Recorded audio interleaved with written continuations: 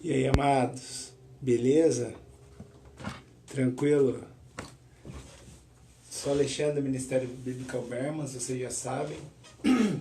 Estamos aqui hoje para fazer um vídeo, né, ao vivo com vocês aí da Sinagoga Igreja Online, que é um projeto que a gente falou já, né, que a todo Shabbat Shalom, a todo, né, sábado de paz, Shabbat HaKodesh, o sábado santo, que a gente não puder estar na praça, a gente vai fazer ao vivo, né? Vai procurar fazer ao vivo esse encontro com vocês, né? Então, assim, é muito gratificante, né? A gente já fez algumas lives no passado, não tantas assim, mas algumas, né? Talvez a iluminação aqui não seja mesmo a melhor, porque a luz é um pouco fraca e não tô com flash aqui, mas com luz, né, própria. Mas espero que seja proveitoso de qualquer forma, entrando alguém online ou não, não importa. A gente, né, tá num ministério que não importa se é mais uma pessoa ou 1000 que vai ver isso aí. O que importa é que entre no coração de vocês. Bom, né, depois eu vou deixar o link do artigo, né, que a gente escreveu há algumas semanas falando, né, que o termo no grego sinagogue, né, eclésia, e no hebraico kahal, que quer dizer sinagoga, igreja, nada mais quer dizer do que um ajuntamento de pessoas, né? Não um lugar. O significado primeiro é um ajuntamento de pessoas.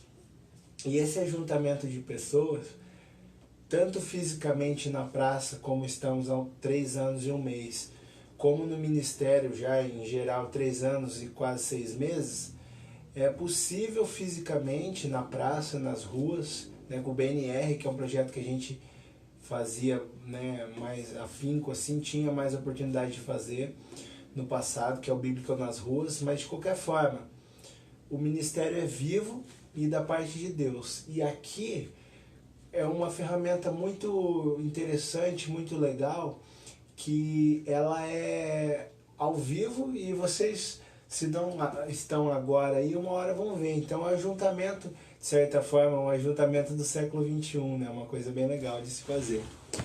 Deixa eu ver se eu melhoro um pouquinho aqui. Não sei se vai melhorar muito, na verdade. Mas de qualquer forma, gente, aí, talvez melhorou, né? Com um pouquinho mais de luz. Bom, então, assim, esse termo quer dizer a mesma coisa, quer dizer ajuntamento de pessoas, e assim, aqui estamos, ó, já tem 2 pessoas ali, então já estamos no ajuntamento, né? Eu fico muito feliz, a gente geralmente não fala, né, nomes, nada assim, mas eu quero mandar um abraço para todo o pessoal aí do sul, ao norte, nordeste, centro-oeste, sudeste, que nos acompanha, manda mensagem de apoio, perguntas, né, críticas construtivas, até os que mandam críticas não construtivas, pessoal de Cabo Verde, pessoal ali da parte da África que fala, né, português, que também sempre está nos acompanhando, né, isso é muito legal. Chegamos, né, a outros continentes, pessoal da Argentina, nossos irmãos que falam, né, castelhano, espanhol, Argentina, Chile, México, sempre estão em contato com a gente. Pessoal da Filipinas também, que, né, teve uma parte da sua história colonizada pela Espanha, também fala espanhol, então eles conseguem compreender e sempre estão mandando mensagem pra gente. Isso é muito legal, a gente fica muito feliz mesmo. Bom, amados, hoje então, nessa primeira sinagoga igreja, nessa live que a gente está fazendo, na impossibilidade de estar na praça, vamos falar um pouco sobre Salmos 9, um salmo de Davi, né? E vamos linkar com uma passagem que está em João 16, ali 32 e 33. Em suma, amados, a gente passa por diversas dificuldades durante a vida, diversos espinhos, diversas, né, aflições do mundo atual. Mas vocês sempre têm que olharem, né, nós todos, para onde vale a pena olhar, que é para o alto, que é de lá que vem a ajuda, já diz o salmista. Né, do alto vem a ajuda. Então a gente vai ler e vai pontuar algumas coisas aqui, né, durante essa leitura. Abram suas Bíblias aí, ou quem, né, preferir apenas ouvir, né, ou por acaso não tem uma Bíblia, acho difícil, mas, né, quiser só ouvir também não há problemas. Tá? Lá no Salmos 9, vocês abrem em Salmos 9. Este é um salmo de Davi. Essa expressão salmo de Davi, tanto pode ter sido um salmo escrito por Davi, como para Davi, como num estilo, numa estilística de escritura davídica, ou seja, que Davi inaugurou, né, uma forma de escrever como um literato, né, como um autor. Então, tanto pode ser por ele, escrito pelas mãos dele, para ele, como por meio do exemplo dele. Mas não importa, o que importa é o contexto que vai ser colocado aqui. Salmos 9, a partir do 1. Diz assim: Louvar-te-ei, Senhor, de todo o meu coração. Contarei todas as tuas maravilhas. Alegrar-me-ei e exultarei em ti. Ao teu nome, ó Altíssimo, eu cantarei louvores. Olha que bonito. Pois ao retrocederem os meus inimigos, tropeçam e somem-se da tua presença. Porque sustentam o meu direito e a minha causa.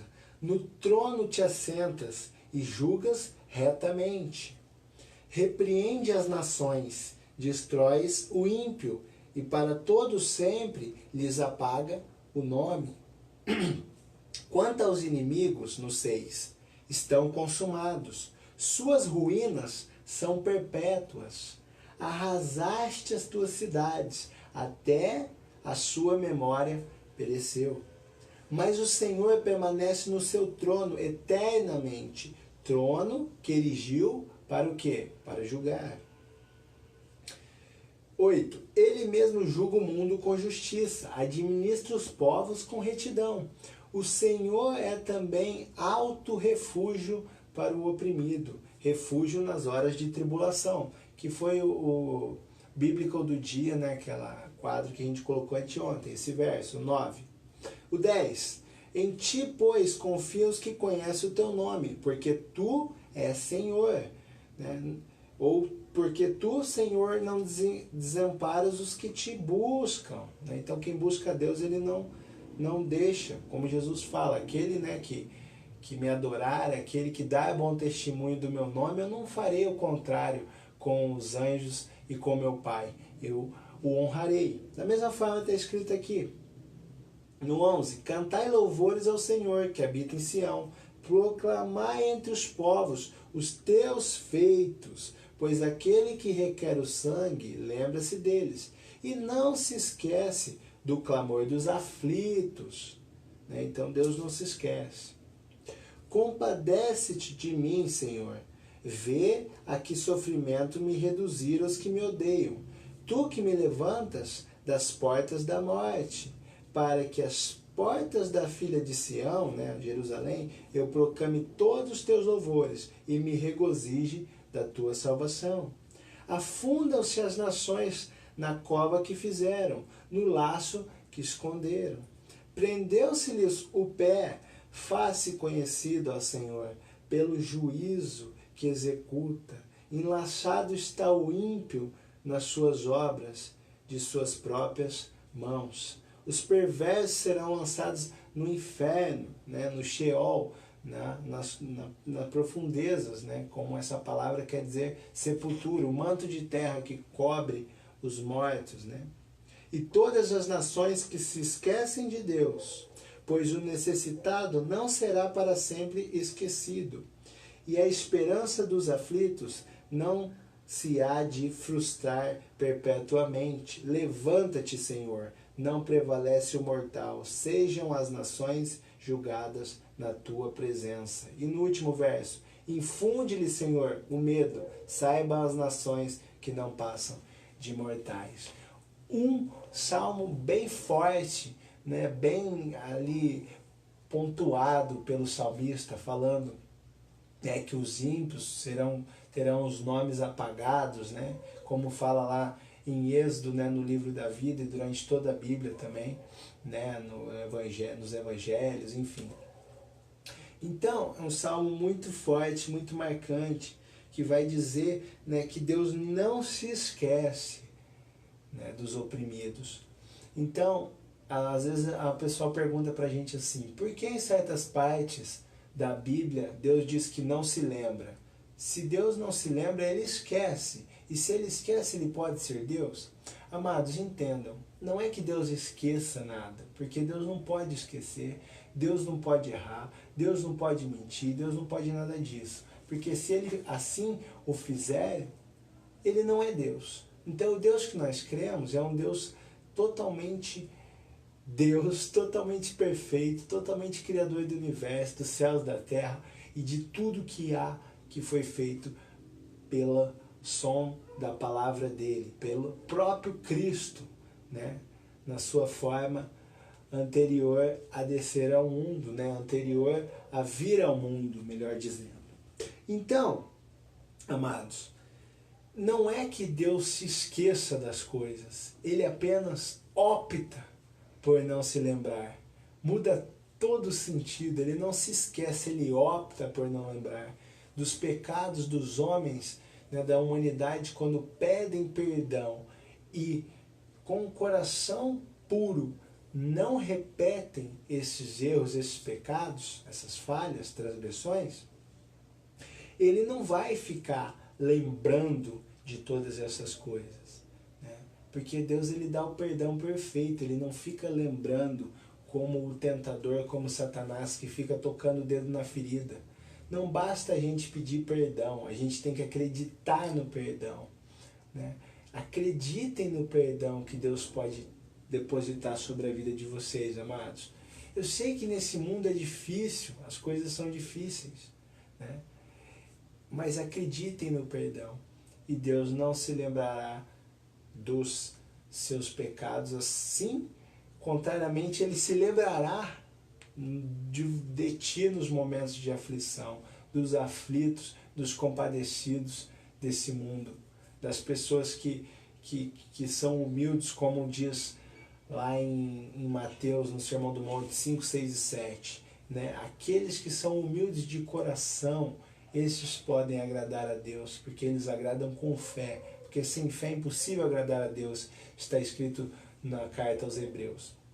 Então, amados, toda essa fala aqui não é uma fala de ódio a inimigos, ou de que destrua meus inimigos, apague o seu nome dessa terra, do livro da vida e tudo mais. Não, porque amar a Deus é uma escolha, é uma escolha. E o cristão, como a gente vai ler agora lá em João 16, é uma pessoa, né? Somos pessoas errantes, pecadoras, falhas, né? Porque assim Cristo mesmo já havia dito. Vão lá para João 16, versículo 32 e 33, sobre a incredulidade, né, dos discípulos, e ali já no fim do Evangelho de João, quando Jesus já começava a se despedir. Ele diz assim: eis que vem a hora e já é chegada, em que serei disperso cada um para a sua casa, e me deixarei só. Contudo, não estou só, porque o Pai está comigo. Estas coisas vos tenho dito para que tenhais paz em mim. No mundo passais por aflições, mas tende bom ânimo, eu venci o mundo. Cristo diz isso por quê, amados? Porque Ele sabia que o tempo ali era próximo da morte dele e que ele seria abandonado. Mas não só era o exemplo de aflição para aqueles discípulos que o acompanhavam, não só os 12, como aqueles que estavam perto, né, Maria Madalena, a sua própria mãe, aqueles discípulos que estavam perto, né, Lázaro, enfim, aqueles que seguiam a Cristo ou que permaneciam nas suas cidades e ouviam a Cristo. Ele sabia que o tempo difícil seria ainda pela frente naquela época e até os dias de hoje. A gente tem muita coisa que a gente pode ter hoje de tentação, de dificuldade, muito mais do que naquele tempo, com a internet, com a TV, né, com tantos aplicativos e com tantas atividades que a gente se propõe a fazer nessa terra, né, com tantos impulsos, né, e tantos sinais, outdoors, enfim, é muita informação. Mas creiam que assim ele tinha, né, ele já sabia que teríamos aflições.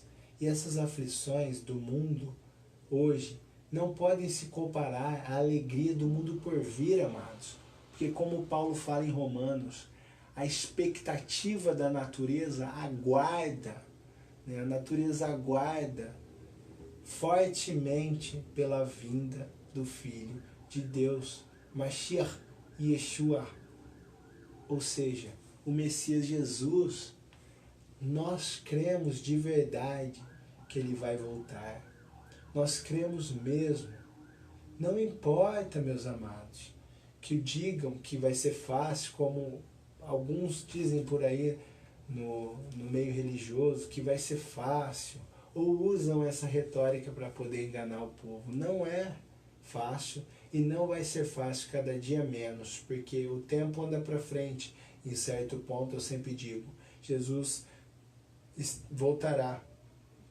O ponto está marcado, nós não sabemos. Mas quando o Pai falar, vai meu filho, desce e volta para buscar os que são meus, como ele diz lá em João 14, né?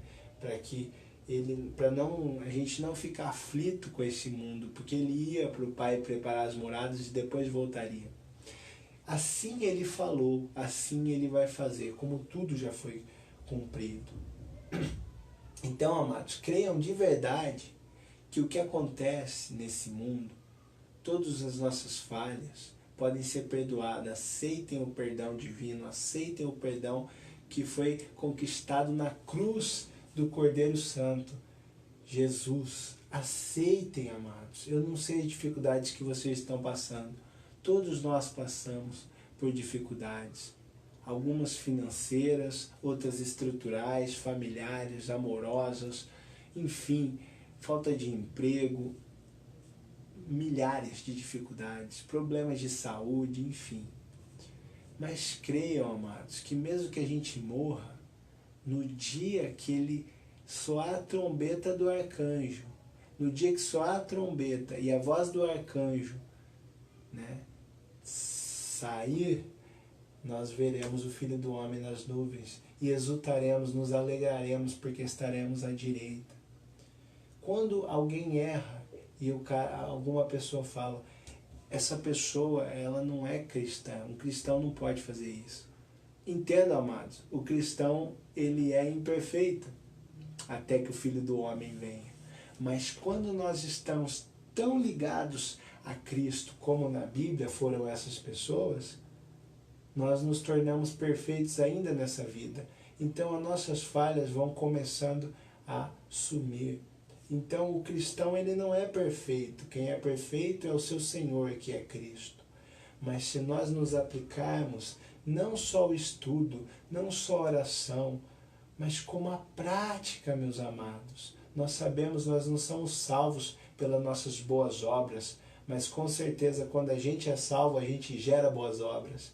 Então, que a gente tenha vontade de praticar a salvação que Cristo nos deu através do seu sangue. Senão tudo é em vão, meus amados. Aquele que diz que ama e odeia pelas costas é mentiroso. Aquele que diz que ama o próximo, em vez de dar um cobertor para ele, dá apenas uma palavra.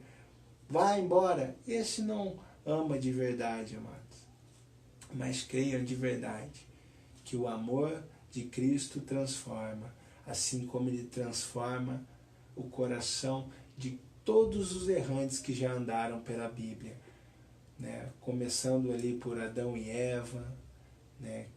A situação de Caim, e foi indo, e foi indo, e foi indo, Moisés que assassinou o egípcio, cada um deles, Davi que adulterou, Pedro negou a Cristo, Tomé foi incrédulo, Judas o traiu, apesar que Judas, né, segundo a tradição, segundo a Bíblia, na verdade, não, segundo a tradição, ele se matou.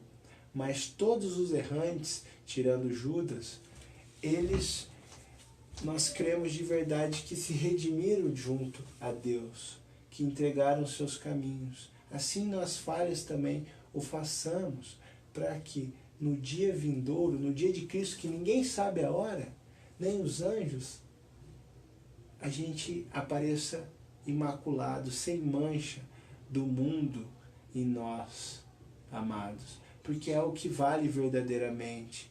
As alegrias desse mundo não podem se comparar à do próximo. Esse mundo é passageiro, é muito rápido. A vida do homem, a Bíblia diz, que é como um sopro no deserto, é como um vento no deserto. Passa muito rápido. Que a gente se apegue a Cristo e creia mais e mais que Ele vai voltar. O que a gente sempre ora, pede, que vocês tenham shalom, que vocês tenham as bênçãos mais ricas dos céus. Continuem com Cristo. A gente sempre bota o link do canal no YouTube. Se vocês se sentirem tocados, também se inscrevam lá. Mas de qualquer forma, que vocês continuem firmes com Deus, porque as alegrias desse mundo, os prazeres desse mundo são muito rápidos, efêmeros, e como diz lá em 1 Tessalonicenses 5, a ruína, a destruição do ímpio ou daquele que está dormindo é repentina. Que não durmamos, né? Que não durmamos na fé, não durmamos para o dia de Cristo. É o que eu sempre oro e peço, no nome de Jesus.